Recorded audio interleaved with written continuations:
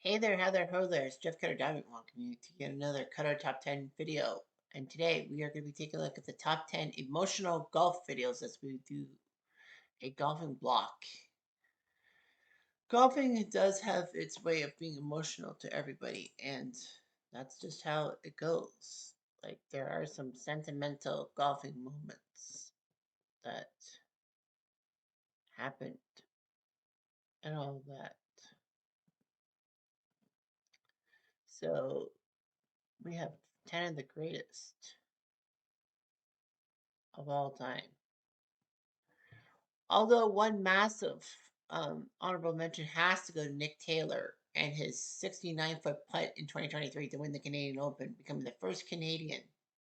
No, it was not a 69-foot putt, but I think it was like a 70-foot putt to defeat Tommy Fleetwood in the playoff and win the Canadian Open and bring Canada some massive golf props, if you will. Yeah, so here we go. Number 10 is Adam Scott's 2013 Masters win. Adam Scott had done the impossible.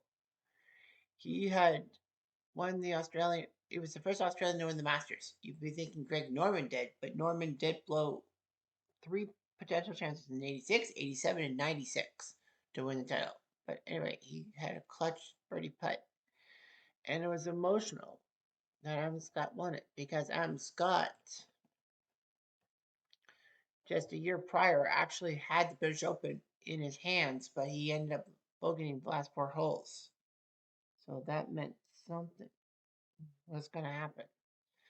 And he did. He made it. Number 9 is Justin Rose winning Olympic gold for Britain in 2016. Now, the Olympics had golf for the first few iterations of the modern Olympics in 1896, 1900, and 1904.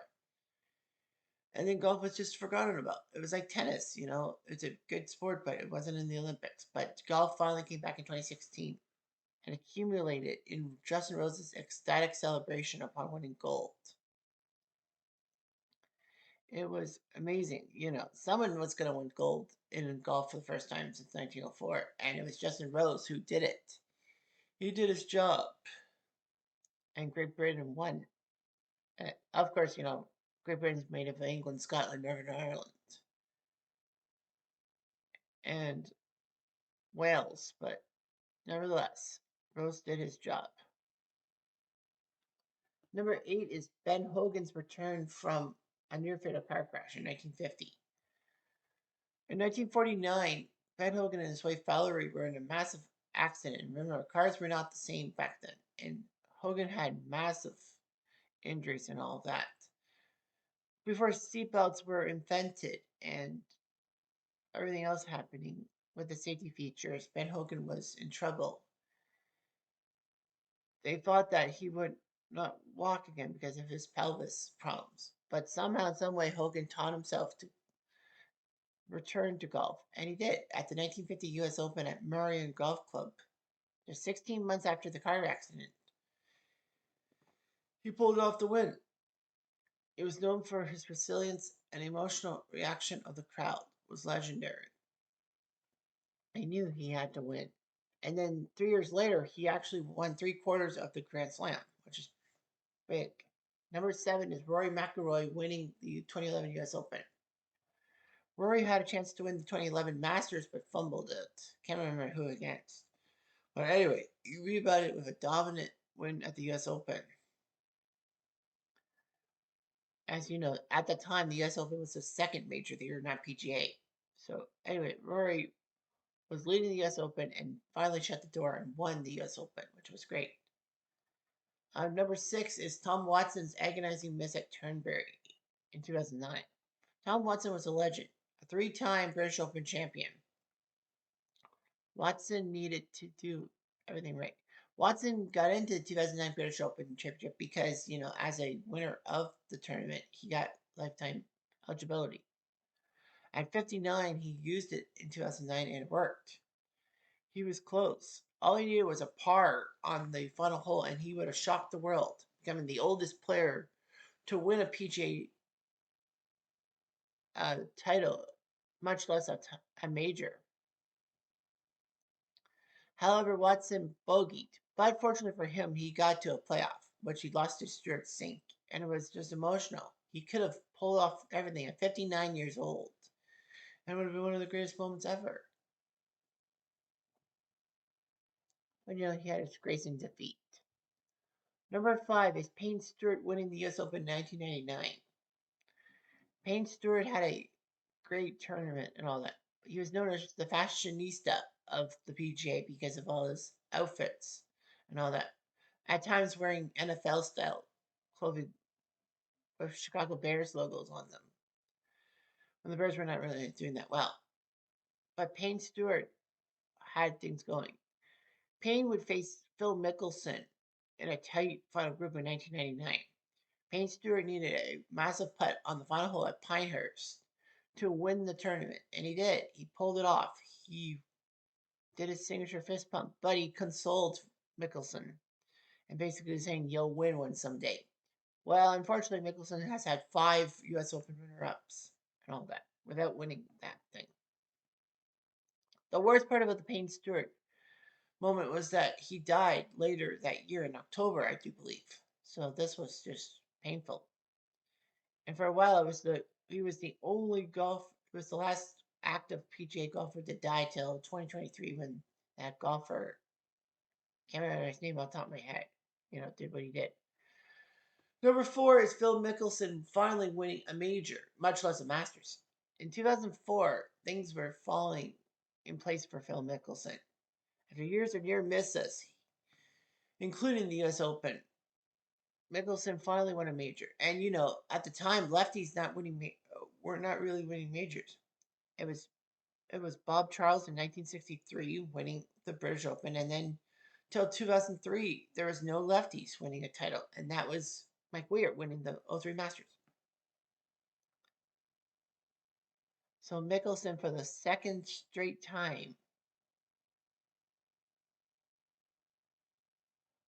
Well, yeah, for the second straight Masters, there would be a lefty winning it, and Mickelson made his birdie putt. It rolled around the edge of the cup, but then it roared in, and it was amazing.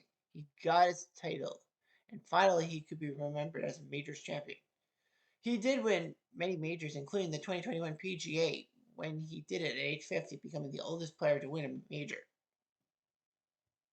Number 3 is Jack Nicklaus winning the Masters in 1986. Jack Nicklaus was on his last legs, it seemed. He didn't win a major for a while. And it looked like, he was there for the ride. But then on the back 9 in round 4, he turned back the clock. The crowd was happy with him.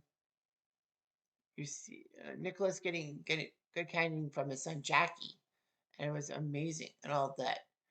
Of course, things started off on 15 being good for Nicklaus when Ben Wright said, "Yes, sir," after a putt, and then Nicklaus on 16. He had a shot close to the pin at the famous par 3, made his birdie, and then on 17 he went up and down to make birdie, and then Fern Lundquist took over on 17. Maybe, yes, sir. And Nicklaus would win his 18th major, denying Greg Norman the green jacket. Number 2 is Seve Ballesteros winning at St. Andrews in the Open Championship, aka the British Open. In 1984, Seve was kind of on his last legs. He wasn't playing on the PGA. He was in Europe playing, of course. And he would make some good key putts. But, the British Open doesn't always seem fair. And St. Andrews is one of those courses that makes sure you don't know what you got until it's gone. At the old course in St. Andrews, Seve made a fist-pumping celebration after sinking the final putt at the old course. It was very iconic and all that. He had a passion displayed in his pure joy in the spirit of the game. And number 1, I think everyone should know this, of course, is Tiger Woods winning the Masters in 2019. Tiger got off on the right foot at the Masters. His first Masters as a professional in 1997, winning it with a very good score, one of the lowest at the time. And then Tiger would win a few more Masters after that, going back to back in 2000 and 2001. he would win many other majors as well. But Tiger had a drop in 2009 after a car accident, a seemingly small car accident, led to big time trouble for Tiger because of having mistresses. Tiger and Elin Nordgren broke up. They had two children together, and Tiger's life spiraled with injuries and many other things ruining him. However, Tiger was resilient. He made up for what he did. He dated a few girls, including Lindsey Vonn, champion skier. And then in 2019, people were not expecting him to win another major, but somehow, in some way, he did. The 2019 Masters was amazing. He won his fifth Masters championship, and people were amazed. Jim Nance said that it was the return of the king, and Tiger did it. But after Tiger's final putt was when the emotion hit hard, when Woods would embrace his children, echoing the embrace he shared with his father in '97. But he would embrace both Charlie and Samantha, his two children.